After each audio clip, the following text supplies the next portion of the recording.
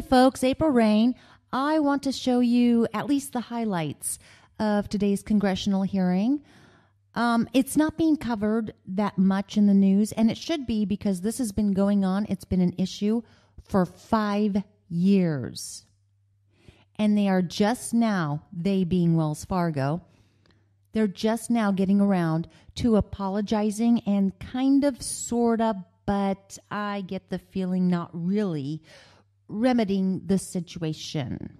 So I've taken the highlights of it from today's hearing, which is September 29th. Enjoy.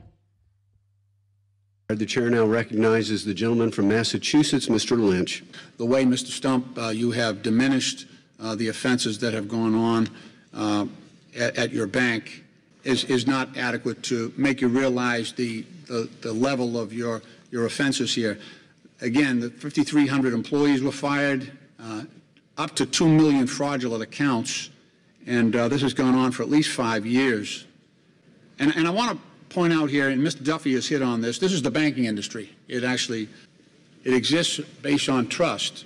And what your employees did, at least, well, as many as 565,000 fraudulent credit cards were secretly opened by your employees using the Social Security numbers of your customers. So they opened fake credit cards so they could charge them for that. They assigned fictitious PIN numbers when the customer didn't even know that was going on. They put PIN numbers, and then they assigned email addresses so they could comply with it and get the bonus so that the account was open. But in this case, these are your customers. These are the people that they became victims because they did business with your bank. That is unbelievable. Under the Racketeer Influence and Corruption Act, you've satisfied that. You've satisfied all the elements of that. Two of the predicate offenses under RICO. Number one is fraud, and there's no question about that. Mail fraud, securities fraud. You've done it all. You've covered basically every aspect of fraud in your bank over the last 5 years. And secondly, in many cases, these employees, these whistleblowers, were intimidated or fired in some cases. You got an HR employee here who says you had a system to retaliate in your bank against whistleblowers. And that's another predicate offense under RICO. So let me ask you, as the CEO and chairman of the board, you had a responsibility to file SARs, suspicious activity reports. You have up to 2 million separate accounts being opened, up to 565,000 bogus credit cards being opened by your employees in secret against your customers.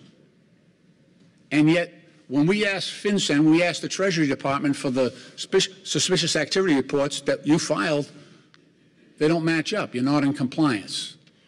Well, let me just say a couple of things. We filed and we did everything that was necessary to abide by every regulator and regulation issue. Are you saying you filed suspicious activity reports on? I can't say on that because that's... Well, it's your responsibility. Let me read you the law. I know. I'll close with this. It's a responsibility, but there's actually a prohibition. I mean, I have to do what's right. All right, I need according to the law. All right, let me just explain. All right, this is my time. I'm claiming it back. The Board of Directors, this is under the Bank Secrecy Act and Anti-Money Laundering Statute. The Board of Directors, acting through senior management, is ultimately responsible for ensuring that the bank maintains an effective Bank Secrecy Act, AML, internal control structure, including suspicious activity reporting and monitoring. And we do that. It's your responsibility. And we do that. The time of the gentleman has expired.